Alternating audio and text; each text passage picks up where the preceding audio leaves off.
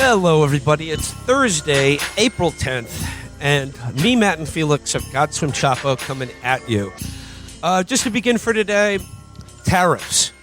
Are we having tariffs? Are we not having tariffs? What? Felix, I know you and we just invested $8 billion in U.S. manufacturing, and I'm beginning to think that this was not all part of a 5D chess art of the deal master strategy on Trump's behalf to bring back manufacturing to America. Yeah. So after recording Monday, me and Will went to our neighborhood loan shark, and we had a lot of collateral we could put down, and we borrowed $700 billion to invest in a new air conditioning manufacturing plant and a glass plant that some of J.D. Vance's disgusting extended family members can work in. We were told we were going to be a manufacturing economy again. About, what was it, like 2 hours after the loan shark shook our hands, we had our $700 billion. We were like, who's going to be the foreman? Jamie Dimon, CEO of J.P. Morgan Chase, he went to the White House and he slutted out the president. Pronged him out. The thing they told us wouldn't happen. He jerked off on him. He came on him. He said, I hate to say it, sir, but you're fucking stupid. And Donald Trump went, yes, sir, I'll stop. And now we're on the hook. So buy some hats is what we're saying. Does anyone need some glass? Yeah. I really hope so. I mean, I don't know, just ever since Trump became president, the one thing I was I've said this before, perversely excited to see what would happen is pushing the global economy destroy button. And I guess now he's pushing the don't destroy button. And I'm a little disappointed.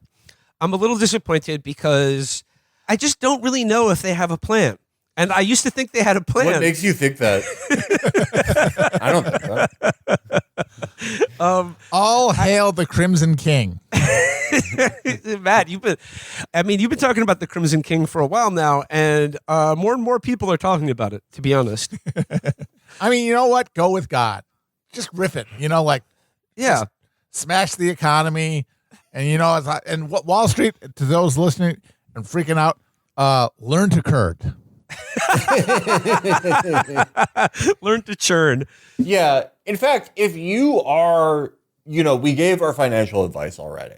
If you are going to retire within the next 40 years and you didn't take our advice, which we know you didn't because you're listening to this because you didn't kill yourself on our orders. Well, I guess you think you made out pretty good, right? Because it's not happening now. Well, you are going to regret it the next time when you want to kill yourself and you didn't now. Because he's probably going to try to do this again. I don't really know. This follows a very Trump 1 pattern of there's the big red button and they're like, don't push it. And he's like, I pushed it halfway.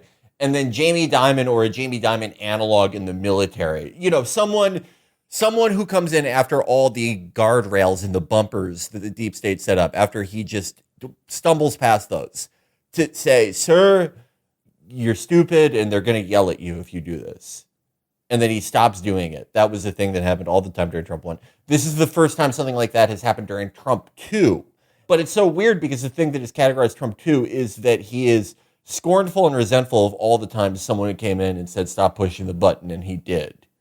A mirror of his supporters who he picked up in 2024 because they were like, I posted the black square in 2020 and it humiliated me.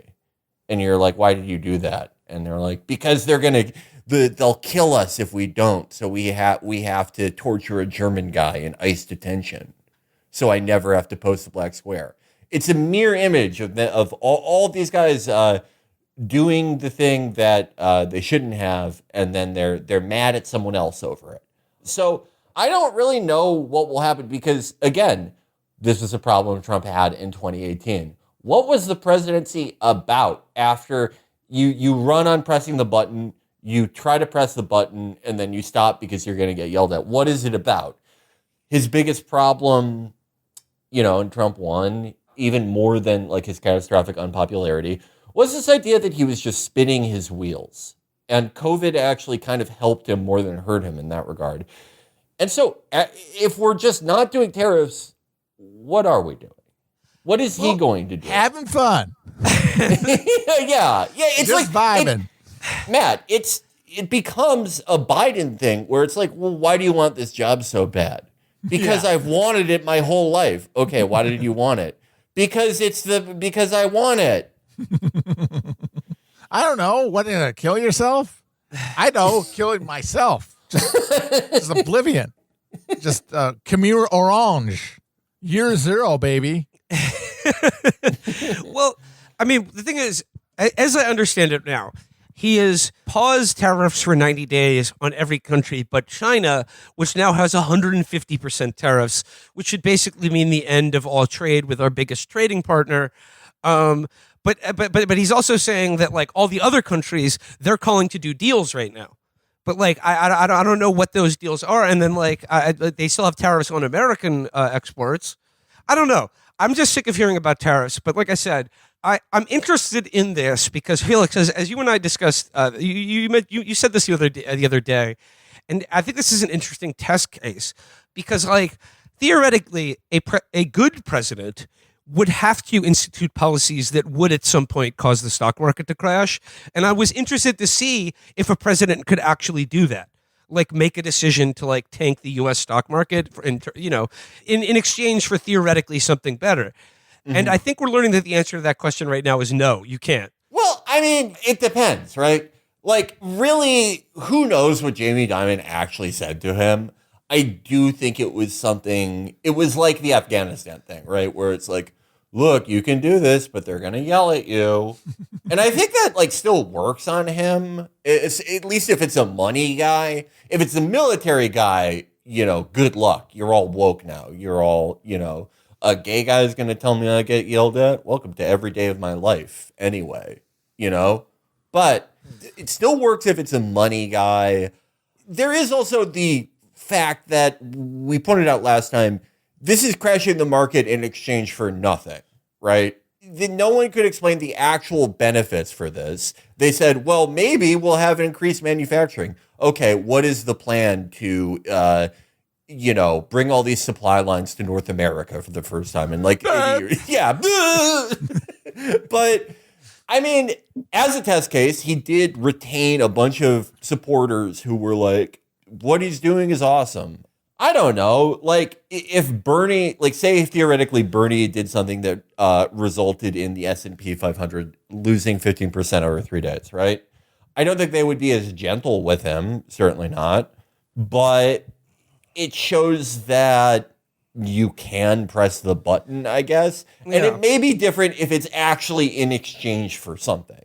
The last lesson I would take from any of this is the idea that the deep state or whatever the fuck is so smart and has it so on lock. That is really my, not the conclusion I would take. My conclusion would be that it's like all those people in London who threw soup on Van Gogh. And capital is the Van Gogh. You could throw soup on it whenever. Yeah, but there's still a protective barrier of glass that's like protecting the Van Gogh from getting soup on it. So you're just really throwing soup on like a framed painting. What are you talking about? He got the soup on it. I mean, the soup is... Jamie Dimon got some of the soup off, but we're still going to have like we've had this impossible position with China for the last 20 years, right? Where our economies we're not just trading partners. Our economies are so intertwined, to a point that I don't really think there's any other economy you can compare them to. At least with the incredibly delicate system of dependencies. But at the same time, we get a lot out of posturing towards a new Cold War and this pivot to China that is a big thing about the sort of rebranded neocons under Trump too. And like a lot of Trump things, he looks at a lot of things that are DC consensus that if you say them out loud like this, they're a huge trading partner. Our economies are completely intertwined, and they're our greatest enemy, and we're fighting for control of the universe over the next 10 trillion years. Well, yeah, that makes no fucking sense, but also going in one direction or another will get you yelled at and does, in fact, fuck up this entire stupid system we've set up. So I don't he's still molesting the money a little bit by having this trade war with China. So I don't know. I think the soup's soaking into the canvas, if you ask me. I have enjoyed though that seeing Trump's supporters again. It's just been interesting seeing the process by which they metabolize every change of mind he has about tariffs. Because the new line is sort of twofold. The first line is, I guess you didn't read Art of the Deal. This is all Art of the Deal stuff, madman diplomacy. It's just just whatever he did is good. He's doing the Art of the Deal. And then the second one, promoted by the likes of Bill Ackman, is that for some reason, this whole thing was a grand strategy to expose China as, quote, a bad actor in our trade policy. And he's like, we've exposed... I honestly dispute the madman theory. The theory. Dude. Oh, I shit my pants. Oh no. This is that we showed that China is a bad actor is did Anthony Blinken leave his shoe polish in the White House? What the fuck? This is such a Brandon play. Jesus Christ. Or a thing Brandon would say they're doing. Also, by the way, it's terrible. Biden, out to lunch, completely out to lunch, literally brain is dying, but he's just housebroken, just a fucking dog. Just hit the button.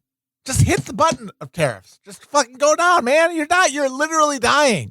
Go into blazing glory. But no. Oh, what is that? What is that? I'm responsibility. Pussy. It is the difference between Junior when he's in the fancy insane asylum on and off the medication.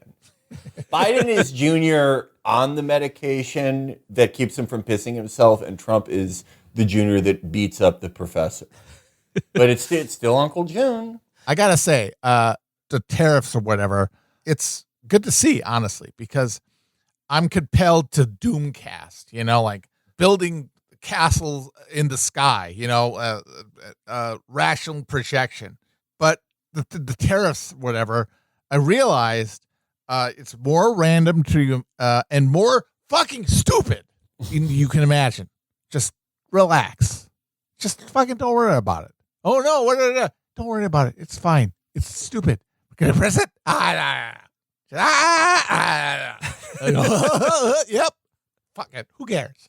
Yeah, relax. It's I would love to ask Trump, okay, why aren't you pressing it? Are you worried about your legacy? Your legacy as the guy who made out with his daughter with the big ass, the picture of you chasing around Hope Hicks. No, come on, blow it up. That's right. Chris, you sent me this when we were discussing what to talk about today, but this is just one quote from the New York Times, and they were covering all this yesterday. There's a line here from Lutnick that struck me as a perfect diamond in the rough, Matt Christman poem line, and I'd just like to read it here. This could have come from the mind of Matt Christman. Quote: "The European Union won't take chicken from America. They won't take lobsters from America. They hate our beef because our beef is beautiful and theirs is weak." They hate us because our beef is beautiful and theirs is weak. Beautiful beefs, beautiful boaters. I mean, it was something we have brought up about a billion times. A lot of American meat it would be illegal to feed it to fucking livestock in Europe. Hey, oh yeah, just fucking downer cows, just terrible. But you know what? Let's see it. Showdown, pay-per-view, beef versus lobster, or whatever the fuck. Our beautiful boaters have been bequeathed our beautiful beef. This fucking Lewis Carroll. Another story from inside the Trump administration. This one doesn't have to do with tariffs, but I still found it pretty interesting. This is about Interior Secretary Doug Burzum. A headline from the Daily Beast: "This Trump appointee is driving the White House nuts." A Trump appointee has reportedly been branded a diva over a number of unusual requests to his staff. According to 4 sources who spoke to The Atlantic, Interior Secretary Doug Burgum's office had asked his political appointees to learn how to bake chocolate chip cookies, act as servers during a multi-course meal with guests, and dispatch a U.S. Park Police helicopter when he was running late to a flight with President Donald Trump. Concerns over Burgum's odd requests have been brought up with senior White House officials and widely discussed by lower Interior Department staff, The Atlantic reported. A person familiar described the secretary as Doug the Diva.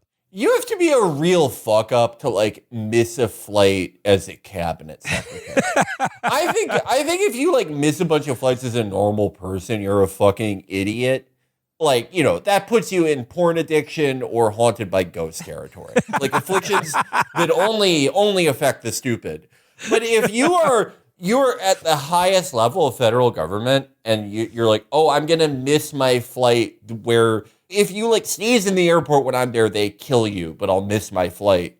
You could be the dumbest piece of shit alive. How does that happen? Oh, I guess we're going to take off without the secretary. What the fuck? Well, he was waiting for his cookies to come out of the oven, apparently.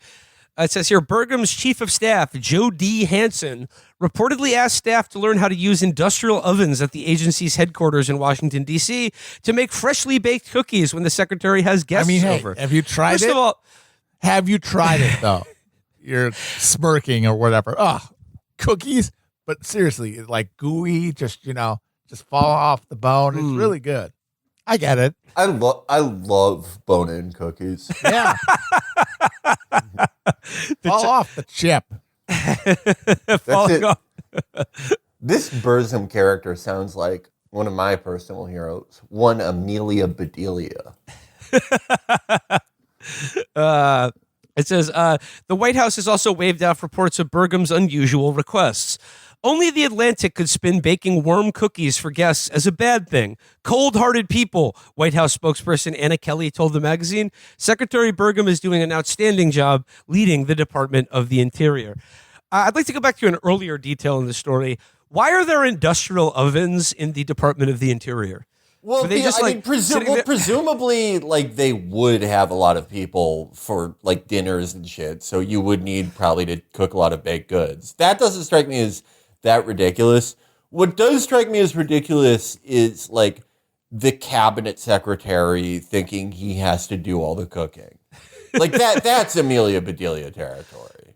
But I mean, like, what business? Like, I just like the idea. Like, what business is the Department of Interior conducting that they need cookies for everyone? But I mean, I don't know. Maybe this should be expanded to more of the government. Well, if you're the Secretary of the Interior, at least usually under a Republican and like most Democratic administrations, you're meeting with all the guys who are like going to drill in the national parks, and you're like, let's do a land acknowledgement for all the caribou. We're gonna get wet with all the oil. You have to like you can't just meet in the guy's office. That's low rent. You have to have a dinner where it's like, oh, these are chocolate chips that are made by a guy who like hit a dreamer with his car, and we commuted his prison sentence, and he started a chocolate chip company. Spirit cooking, if you will. Yes. Well, I mean, Matt, you mentioned how delicious chip-in cookies are falling off the chip, and how was milk provided? Was milk provided That's for a good dunking? question. But that's what I'd like to I'm know. assuming like the refrigerator to the dairy, is cold, hot fresh milk. And the sleepy and get a nap. It's great. Well, I mean, I'd like to know, was this pasteurized milk or was this raw milk? Because if there's anyone in the current administration drinking pasteurized milk, I think we have a problem here. I think these Secretary of Interior staffers should next to the Secretary of Interior, next to the Department of the Interior's industrial oven, they need a couple milk cows, and send the staffers down there to milk them. Get that fresh milk right out of the udder. Dunk the chip-in cookies in the fresh udder milk. Well, on one condition: keep Rand Paul out of there. Udder milk is the only milk that's safe to drink. Again, have you tried it? Let's see it. Who knows? It's a sleepover. Let's come on. Tell ghost stories. What movies would they be watching at the Department of the Interior? inside Llewyn Davis. How about that? I remember. I definitely like. I remember like my birthday. You know, I bring all the apartments, and we watch Untouchables, and you know, Explosive. You know, the suit or whatever. Oh yeah. Yeah, a young boy is like, Mister, you could have got your brief, and it exploded, and we're dying laughter. Laughed my balls off. We're like, Mister, you could have got boom. Ah! So, and we got tanked up on sugar, and then we had a knife fight. Who won? It's a draw because my killjoy, a mom, is break it up. Okay, no knife fighting in the house. Mom. I'll never forget all the sleepovers I had as a boy when we would watch classic movies like Joe Wright's Atonement. It's our favorite movie to watch in 7th grade. And then, do you remember when you were a kid and you would play Atonement and you always wanted to be Keira Knightley, but your friend maybe you be the pedophile chocolatier? I always wanted to be Keira Knightley all grown up, played by Vanessa Redgrave. Yeah. Well, wait, no, isn't that's... Oh, and that's Saoirse Ronan grown up.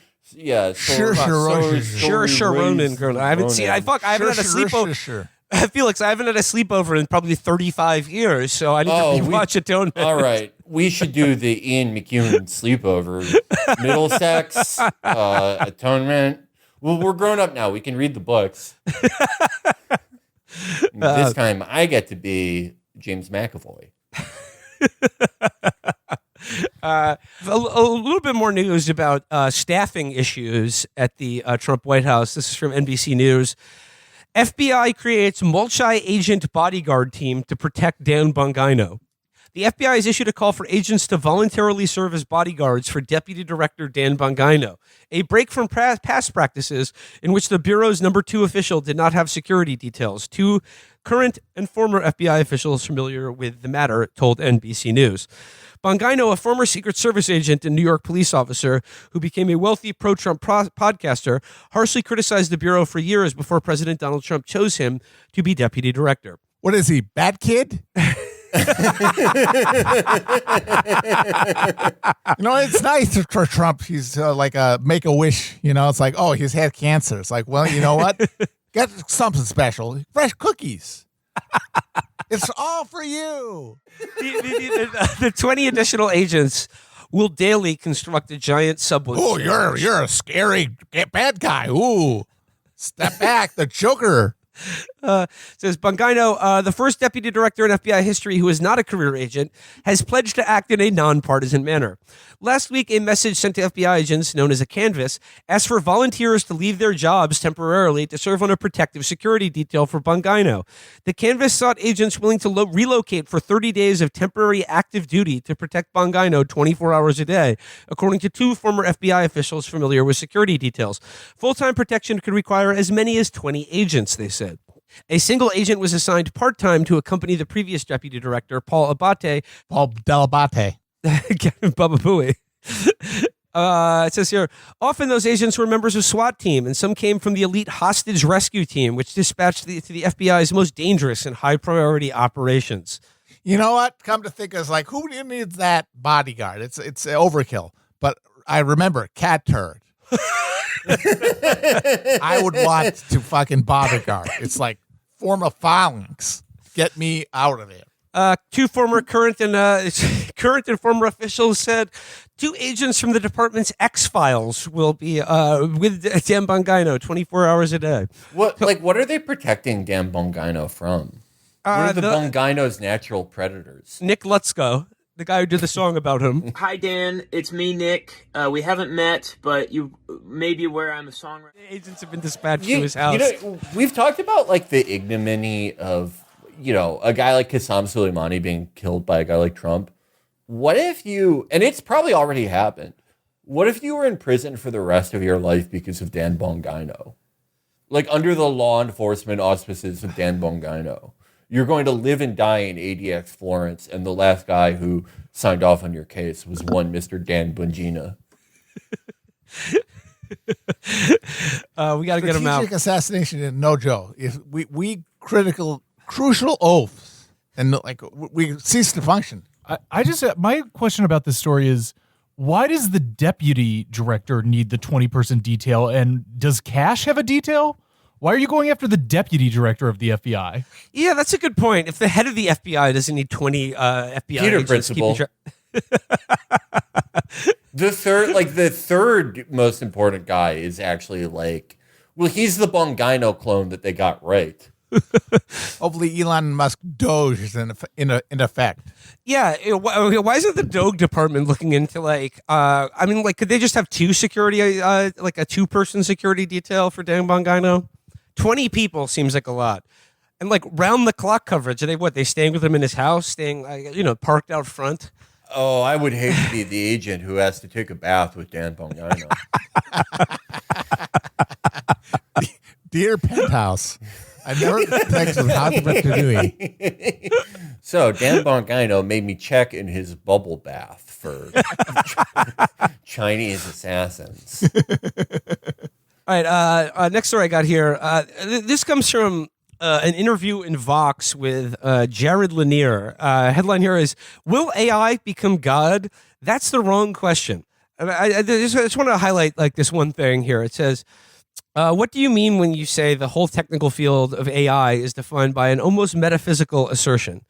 And he said, the metaphysical assertion is that we are creating intelligence. Well, what is intelligence? Something human. The whole field was founded by Alan Turing's thought experiment called the Turing test, where if you could fool a human into thinking you've made a human, then you might as well have made a human, because what other test could there be? Which is fair enough.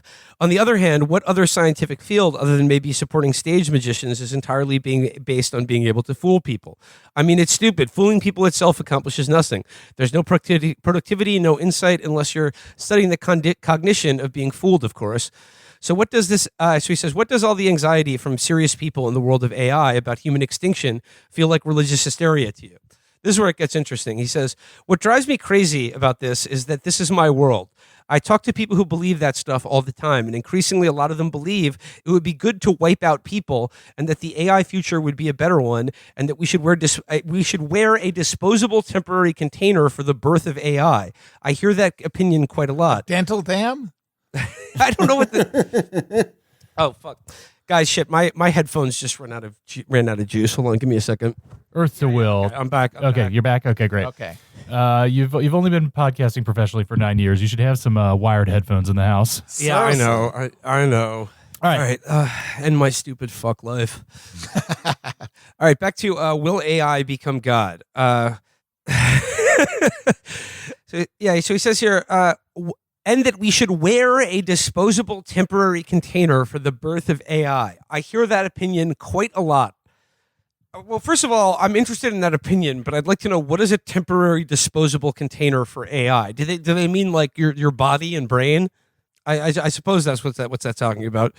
And someone says, the interviewer says, wait, that's a real opinion held by people. Many people. Just the other day, I was at lunch in Palo Alto, and there were some young AI scientists there who were saying that they would never have a bio baby, because as soon as you have a bio baby, you get the mind virus of the biological world. And when you have the mind virus, you become committed to your human baby. But it's much more important to be committed to the AI of the future. And so having human babies is fundamentally unethical. So, fun, interesting things happening in the world of AI.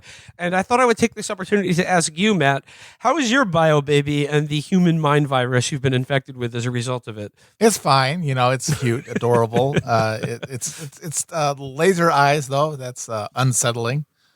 Again, think of the China and send it back to the country. Just feel for fucking rice. Just get a life. Touch rice. Touch rice. Touch rice. Thank you. Thinking about AI seems to be giving these Silicon Valley people psychoses that we haven't seen before at an alarming rate. There have been so many different mind-rending opinions about like what this portends for the future of humanity out of this, and still all we see church. Just go. Just shut the fuck up. I mean, so far, it's done a great job of turning people into Studio Ghibli animation. but it doesn't seem like it's going to deliver on any other promise at this point. Other than maybe the extermination of 90% of the human population. Good. I welcome the benevolent robots. Good. Fuck me up.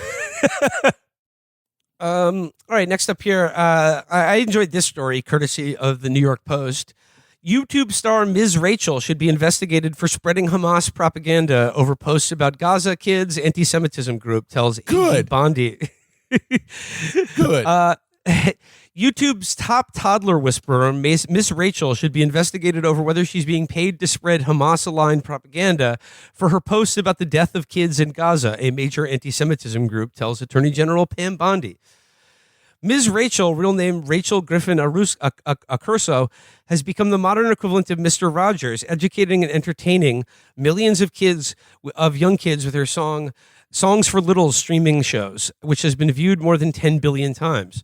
But the Jewish civil rights watchdog group Stop Anti-Semitism said Ms. Rachel is not so sweet. Stop Anti-Semitism takes issue with multiple posts Ms. Rachel made about the condition of children in the Gaza Strip during the war, alleging that the content is either debunked or disputed by Israel. The group says that posts are anti-Israel and are meant to inspire pro-Hamas sympathies among young kids. I think what's the most telling part of this article here is that the photo that they included of her pro-Hamas toddler streams are just simply her praying to stop hurting children in Gaza. It's her praying, and it says, "Please stop hurting children in Gaza." Oh boy. Yeah, I mean, like, the reason that like there's such a good like operational overlap between the Trump administration and like this current iteration of Zionism is they both operate under that principle of that it's like it's illegal to not love this. Yeah, It's not enough to win. Everyone has to fucking love this shit. And like, so I know a lot of people who have kids, and I might have a few myself. I don't really know, but with people who have kids and are actively in their lives, they love this Miss Rachel lady. oh yeah, She has been like blasted, or, you know, in some people's eyes, cursed with like this incredible patience for toddler behavior. And toddlers are like incredibly erratic people. You can't do anything with them because they just freak out. But she's just like, she just has the magic touch. And she's just one of these blessed people that can really connect with the toddler. And she has probably contributed to the relaxment of billions of parents in the world. Like, one of the most important people in America, honestly.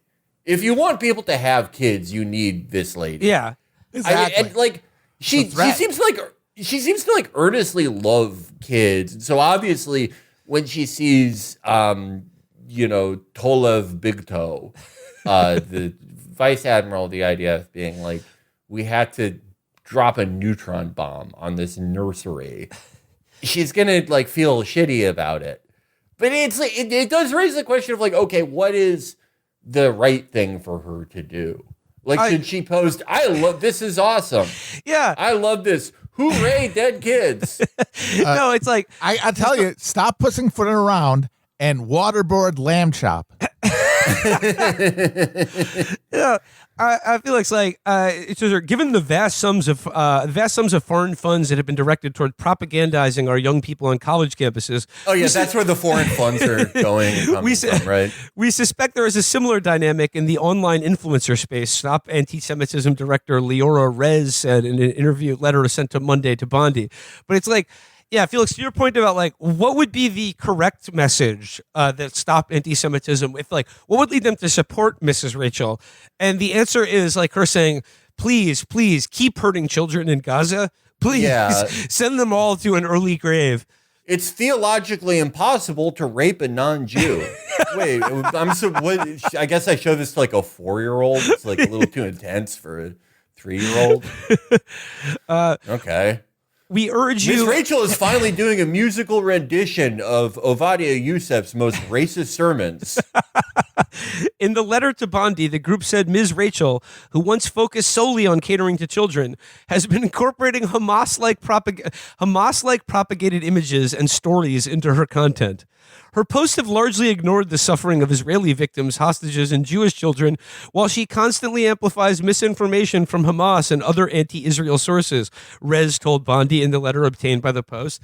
And, like, this gets back to, like, a thing I've spoken about before, or, like, a thing that kind of baffles me is, like, even if you believe feeling any level of sympathy for children dying in Gaza right now is quote propagating pro-Hamas terrorism or whatever.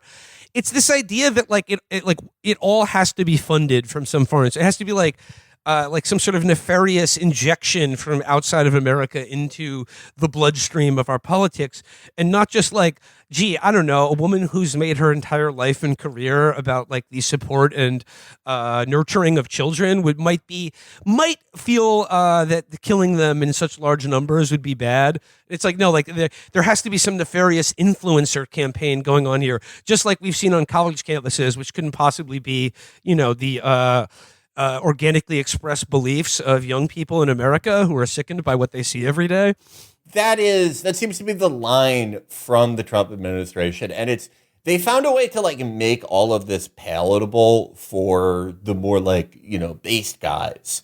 The idea that like any opposition to Israel at all is basically a foreign idea through which immigrants are a vector that spread this idea. Be they landscapers or foreign like chemistry students. It doesn't matter. They're just spreading this anti-Israel disease that is ruining good Americans. And in fact, that extends to even natural born citizens. If they don't love the sight of parents putting their children's bodies back together from the several plastic bags they were brought to them in, they are in fact funded probably by Qatar. It's Qatar. It's got to be Qatar. It's always trust trust the plan. Yeah, it's replaced Muslim Brotherhood as the thing in the TCON imagination.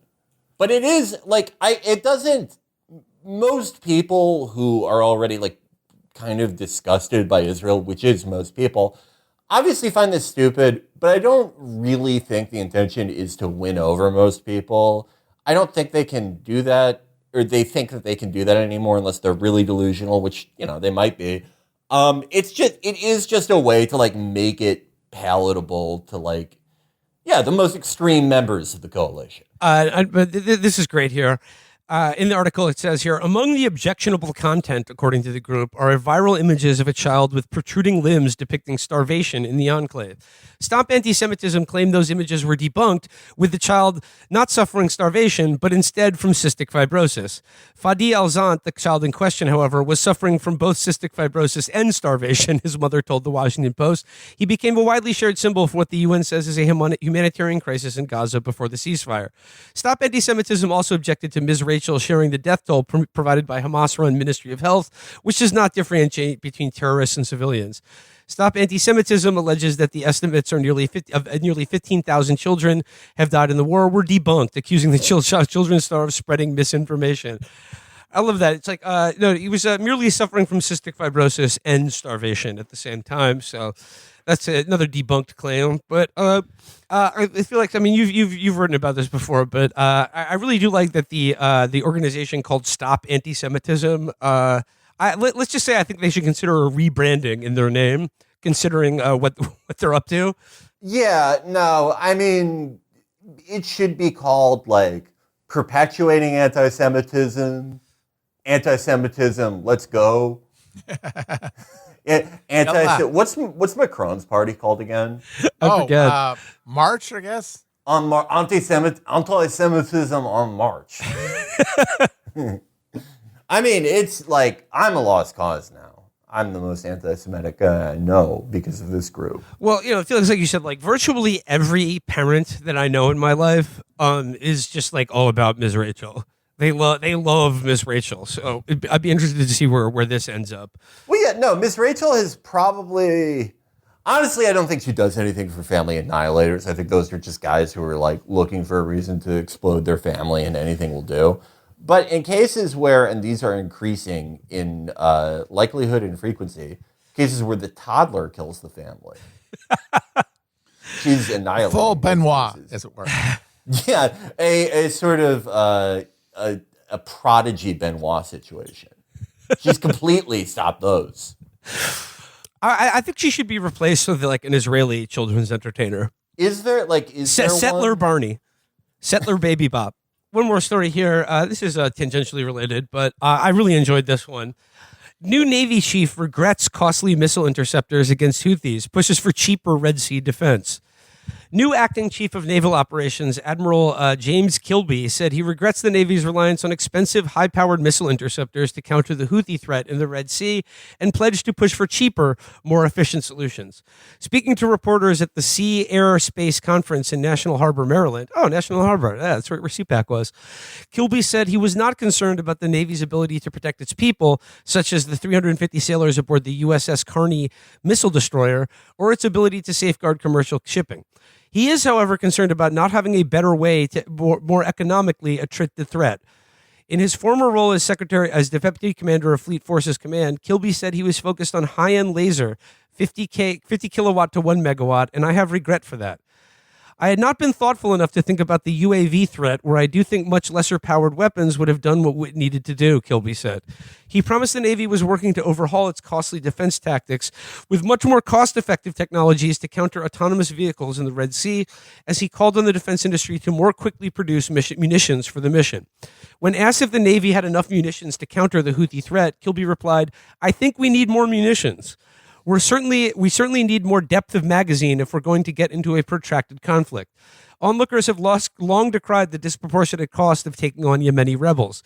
Naval missiles that run around $2 million a shot have been used to take out drones that cost the Houthis no more than $2,000. Since the March 15th offensive began, the Houthis have downed 3 Reaper MQ-9 Reaper drones, each worth about $30 million. Oh, I know. China. Boom. Just throw the tariffs. Slingshots, trebuchets, catapults of some kind. Yeah. Refrigerator. So I don't know. What Wizard of Oz? Just drop the houses.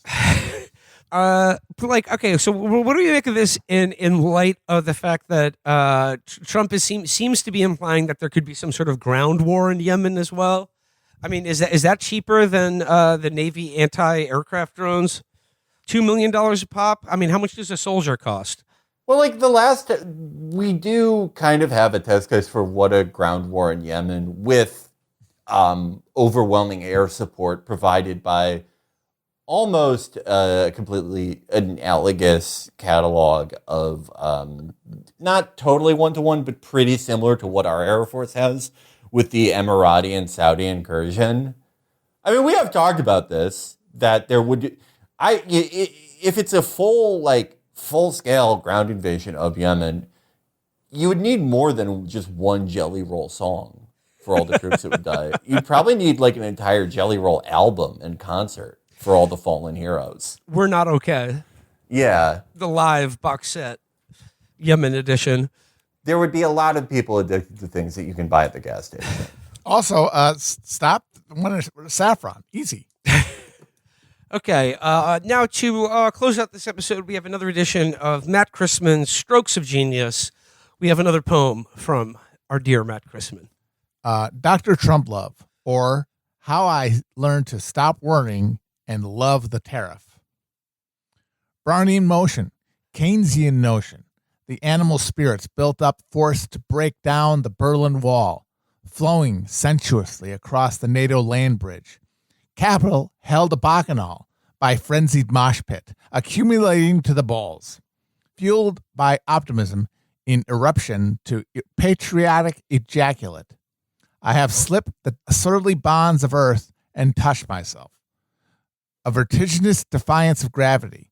It was only to proper pleasure yourself in congratulations. The towering skyscrapers and maw of white mountains catch the reflection of a brilliant orange, a lightning bolt of self-regard. A groping group of gods. Molten lava, the flow churning in perpetual motion to the moon.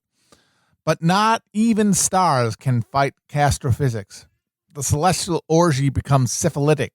The falling feels like a prison sentence, a baleful jail cell beckoning, a black hole in the wall. To wait in flaccid impotence is not godly. You look in the sky, and you are not able to fight gravity.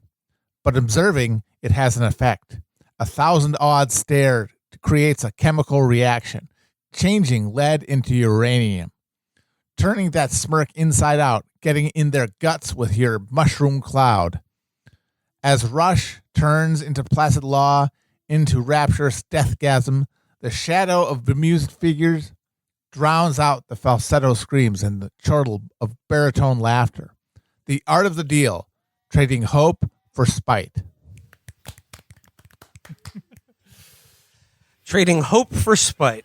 There's a campaign slogan that we need to hear. Yep, just a middle finger. Just spite. Fuck you.